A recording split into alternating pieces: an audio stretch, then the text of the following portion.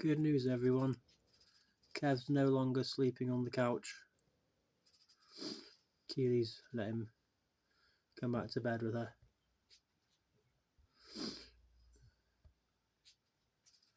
You know, he hardly ever sits in the nest with her, you see.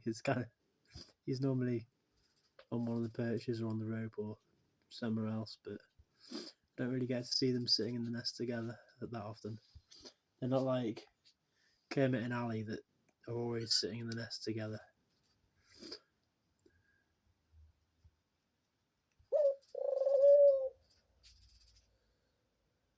I wish I understood what they're saying.